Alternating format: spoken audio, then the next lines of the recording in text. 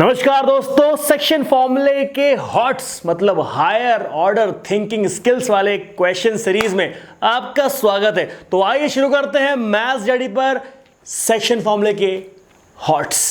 रिश्ते में तो हम तुम्हारे बाप है, बाप है, बाप होता है, बाप बाप होता है, बाप बाप होता है। सो दोस्तों, यहां पर आ गया आपके सामने एक ऐसा क्वेश्चन जो कि हॉट्स में इसलिए काउंट होता है क्योंकि ये 4 मार्क्स का आता है। ठीक है, यहां पर आपको कोई मिस्टेक नहीं करनी है, थोड़ा सा सूझबूझ के साथ, धैर्य के साथ आपको ये सवाल पढ़ना है, फिर इसका फिगर ड्रॉ करना है और फिर सॉल्व करना है। आइए शुरू करते हैं।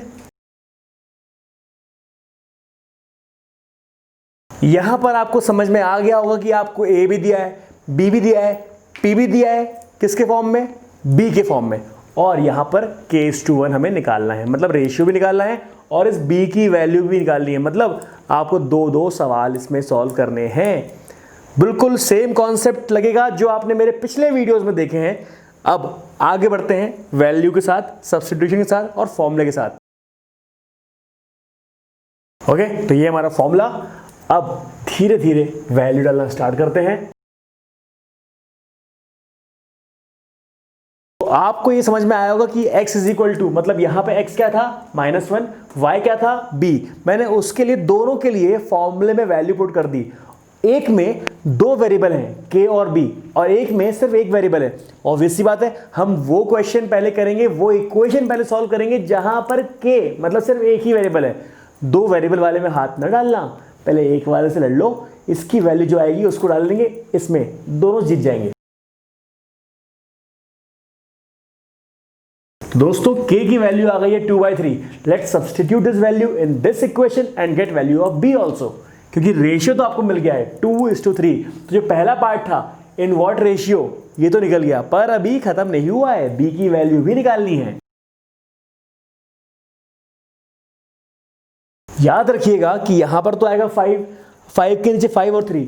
तो आपको बता दूं, ऐसा कुछ होता है, ये numerator by denominator divide by numerator divide by denominator. तो यहां की जो होता है फ्लिप होके ऊपर आ जाता है। तो यहां पर क्योंकि एक नहीं था इसलिए मैंने यहां पर 1 लिख दिया।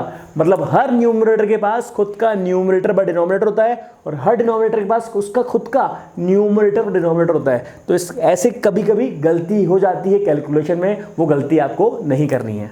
तो आंसर इज 3। सो मेरे दोस्तों, आपको ये बात तो समझ में आ गई होगी कि हमने दोनों सवाल कर लिए हैं, रेशियो भी फाइंड कर लिया है और बी की वैल्यू भी फाइंड कर ली है। जल्दी से नोट कर लीजिए।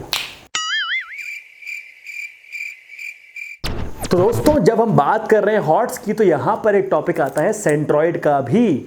यहां पर सेंट्रॉइड को समझिए आप कि भाई सेंट्रॉइड होता क्या है। पहले तो आप ये डाउट पूछेंगे कि सेंट्रॉइड क्या होता है। अरे भाई, सेंट्रॉइड कुछ खास चीज नहीं है। ये सेंट्रॉइड जहां पर तीनों मीडियन मिलते हैं उसको कहा जाता है प्यार से सेंट्रॉइड। अब आप बोलेंगे कि मीडियन क्या होता है? अरे यार देखो, AM is median of BC। मतलब जब सामने वाले, मतलब साइड के अपोजिट वाले वर्टेक्स से एक ऐसी लाइन आती है जो उस साइड को 2 इक्वल पार्ट में तोड़ दे, इसको कहा जाता है प्यार से मीडियन। यहां पर देखिए, अब B से एक ऐसी लाइन जाएगी जो AC को इक्वल पार्ट में तोड़ देगी। अब यहां C से एक लाइन जाएगी जो कि AB को इक्वल पार्ट में तोड़ेगी। तो दोस्तों, ये जो O दिख रहा है ना आपको, ये है आपका असल में सेंट्रॉइड, क्योंकि यहां पे तीनों मीडियन का मीटिंग पॉइंट है। यहां पर आप जरा देखिए, ये आपको बोलेगा कि सेंट्रॉइड निकालो, मतलब ये आपको ट्राइंगल के 3 कोऑर्डिनेट दे देगा और बोलेगा कि सेंट्रॉइड निकालो। तो आपको ये समझना जरूरी है कि A क्या है x1 y1, B क्या है x2 y2 और C क्या है x3 y3। तो दोस्तों, मैं आपको प्रूफ करके दिखा रहा हूं कि सेंट्रॉइड का फॉर्मूला कैसे आता है। सबसे पहली बात तो ये कि M क्या है? Mid point of BC। तो मिड पॉइंट प्रॉपर्टी से इसके क्या होंगे कोऑर्डिनेट्स?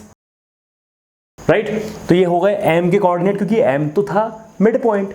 अब मैं आपको बता दूं, कक्षा 9वीं में, क्लास 9 में, ग्रेड 9 में आपने पढ़ा था कि भैया मीडियन किस रेशियो में डिवाइड करता है इस वाले पॉइंट को, सेंट्रॉइड को, मतलब ओ जो है AM को किस रेशियो में डिवाइड करता है, 2:1। मतलब मैं ये बोल रहा हूँ आपसे कि अगर ये मेरा A है और ये मेरा M है, तो इसको O किस रेशियो में तोड़ेगा, 2:1 में। तो ये अगर 2:1 में है तो क्या मैं इसमें लगा दूं सेक्शन फॉर्मूला? लगा देता हूं। इसको मैं बोलता हूं x और y, निकालते हैं आराम से, ठीक है। तो यहां पे निकाल दी मैंने x की वैल्यू, यहां निकाल दी y की value, 2 and 2 cancel, 2 and 2 cancel, right. क्या बचा, x2 + x3 + x1 / 3। मतलब ये है आपके कोऑर्डिनेट सेंट्रॉइड के, x1 + x2 + x3 / 3, y1 + y2 + y3 / 3। याद रखिएगा इस फॉर्मूले को, क्योंकि आपको सेंट्रॉइड निकालने के लिए ये फॉर्मूला डायरेक्टली काम आएगा। और यस, याद रखिएगा इस प्रॉपर्टी को भी कि जो आपका सेंट्रॉइड होता है वो आपके मीडियन को 2:1 में तोड़ता है। ये आपने 9th में पढ़ा हुआ था वैसे तो, लेकिन याद रखिएगा इस चीज़ को, ठीक है। तो नोट दिस डाउन। सो दोस्तों, ये है आपके सामने 4 मार्क का सवाल। पहले वीडियो पॉज करिए, खुद से ट्राई करिए, उसके बाद चेक करिए आंसर वीडियो प्ले करके। तो हम ये मान सकते हैं कि वो थर्ड वर्टेक्स जो हमें निकालना है वो है हमारा x, y। अब उसके बाद ये बोला गया कि सेंट्रॉइड है आपका 3, -1। प्यार से बनाइए सेंट्रॉइड। अब ध्यान से देखिए, आपका सेंट्रॉइड है, आपके पास फॉर्मूला भी है, लिखिए वी नो दैट, राइट। अब देखिए आपको सिर्फ और सिर्फ वैल्यू पुट करनी है। आपके पास x और y की, मतलब सेंट्रॉइड के कोऑर्डिनेट की वैल्यू है, जो कि है आपके पास 3, -1। क्रॉस मल्टीप्लाई कर देते हैं, तो आपके पास x और y की वैल्यू, मतलब थर्ड वर्टेक्स की वैल्यू आ चुकी है, जो कि है -1 और -4। I hope this thing is clear, note this down. So दोस्तों, आई होप आपको ये पूरा पार्ट समझ में आ गया होगा। मिलते हैं अगले वीडियो में। इस वीडियो के लिए इतना ही। Rahul Dhakar signing off. आपके लिए ढेर सारा प्यार, नमस्कार।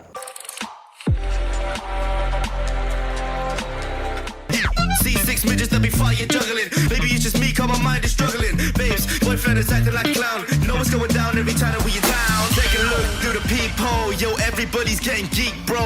Stop the hate and let them leaks know.